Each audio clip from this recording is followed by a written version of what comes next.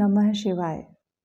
नमस्कार, मैं डॉक्टर अदिति सिंह आज आप सभी को आज के पावन दिवस पर ढेरों शुभकामनाएं देती हूँ। आज के दिन हमारी भारत माता को एक बहुत ही कर्तव्यनिष्ठ, बड़ी ही पराक्रमी, बहुत ही मानवतावादी, महान बेटी की प्राप्ति हुई थी, जिनका नाम है देवी सावित्रीबाई फूले। हम हिंदुओं में कई कई जन्मों में विश्वास करते हैं। ऐसा मानते हैं, ऐसा कहा जाता है कि जब पूर्वजों का बहुत सारा पुण्य और सत्कर्म इकट्ठा होता है, तब उस कुल में एक ऐसी संतान जन्म लेती है जो अपने पूर्वजों को तो तारती ही है, इसी के साथ साथ आने वाले कई पीढ़ियों के लिए बड़ी ही कल्याणकारी साबित होती है। इसी तरह की एक बेटी हैं देवी सावित्रीबाई फूले, जिनका जन्म निश्चित ही भारत माता के संचित बहुत से पुण्यों से हुआ होगा, जिनके जन्म ने, जिनके प्रयासों ने, जिनके संघर्ष ने आज हर जाति धर्म, हर क्षेत्र, हर भाषा से आने वाली बेटी के लिए बहुत हिम्मत से साक्षरता की लड़ाई लड़ी थी। कब?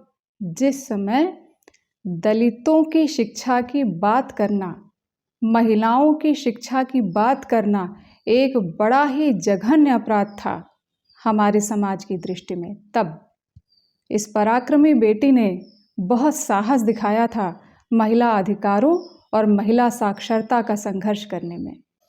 आज इस महान दलित बेटी के त्याग, बलिदान, महान साहस, दूरदर्शिता, समाज कल्याण की भावना, इन सब के कारण एक क्षत्रिय कन्या 2024 में ये कह पा रही है कि मैं डॉक्टर अदिति सिंह।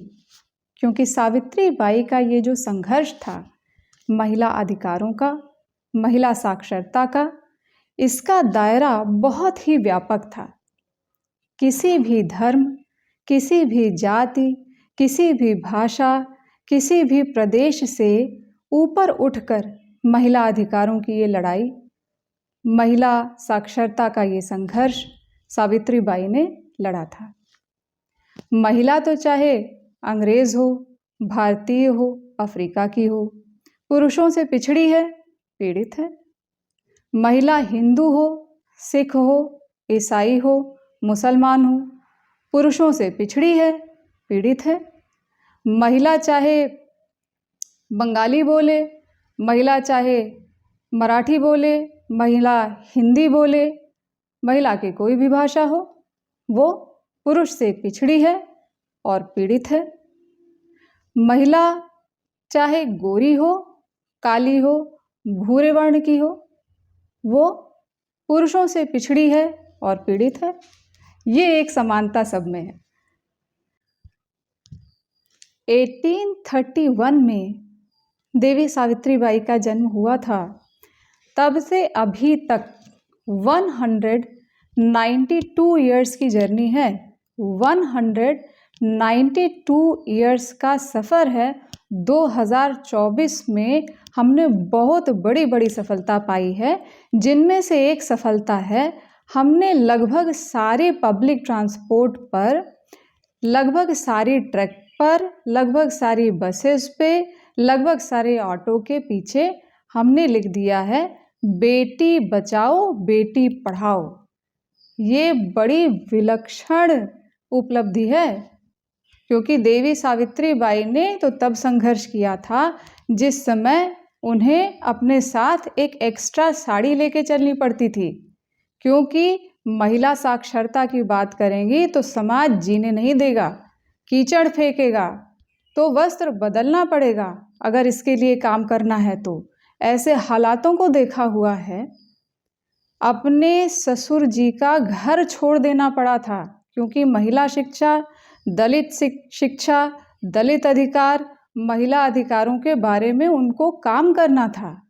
तो उसका ये परिणाम था। वो देश आज यहाँ तक पहुँच गया है, वो समाज आज यहाँ तक का सफ़र कर लिया है 192 इयर्स के बाद, कि हर जगह लिख दिया गया है बेटी बचाओ बेटी पढ़ाओ, बेटी बचाओ बेटी पढ़ाओ। और जो जो पार्टी ये वाले नारे इस तरह के लगा रही है या ऐसा बढ़िया से दिखा पा रही है, उसके जीतने की संभावना भी बढ़ती जाती है। ये एक बहुत बड़ी उपलब्धि है कि वो समाज दंड देने से लेकर के यहाँ तक पहुँच गया है कि आज इन बातों का रिवार्ड दे रहा है। बहुत बड़ी उपलब्धि है। कोई पत्थरबाजी नहीं करता, कोई कीचड़ नहीं उछालता ऐसी बातें कहने पर। तो ये विलक्षण उपलब्धि हमारे पास है।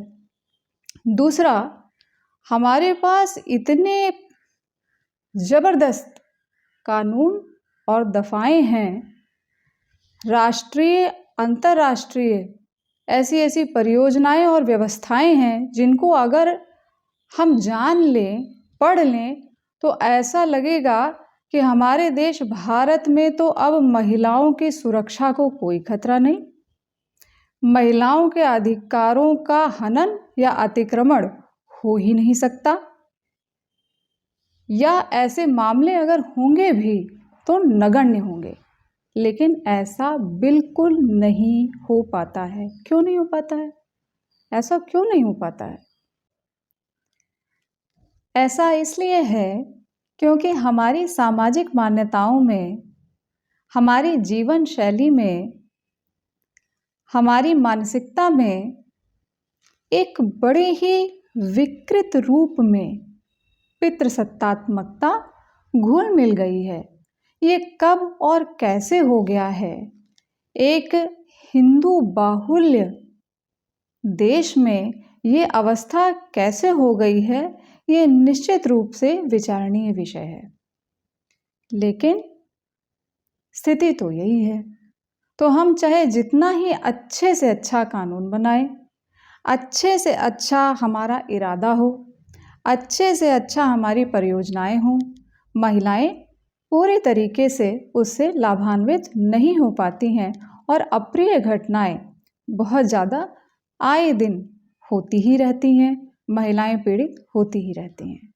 लेकिन फिर भी जो भी लोग आज भी महिला अधिकारों के लिए कार्यरत हैं, जो भी किसी भी रूप में अपने घर की किसी महिला के लिए संघर्ष कर रहे हैं, कोई भी ऐसी महिला है जो पीड़ित है, किसी बात से बहुत दुखी है, अन्याय से निराश है, उसे आज देवी सावित्रीबाई फुले का स्मरण करना चाहिए, उनके बारे में पढ़ना चाहिए, उनके उद्देश्यों को जानना चाहिए और उनसे एक प्रेरणा लेनी चाहिए कि कैसे हम आशान्वित रहते हुए जहाँ पीड़ित हैं वहाँ से बिना भागे हुए इन परिस्थितियों का सामना करें और ऐसा कोई ना कोई योगदान किसी रूप में ज़रूर करें कि हमारे देश में बेटा बेटी सभी एक सुरक्षित तरीके से रह पाएँ और सबको अपने अपने अधिकारों का सुख मिले, अपने अपने अधिकारों की प्राप्ति हो और हर परिवार बहुत सुख के साथ, खुशियों के साथ रह सके। इन्हीं शब्दों के साथ मैं 2 वाक्य बोलूँगी। ओम नमः शिवाय, जय देवी सावित्रीबाई फुले की, और आपसे विदा लेती हूँ। आपको धन्यवाद कहती हूँ।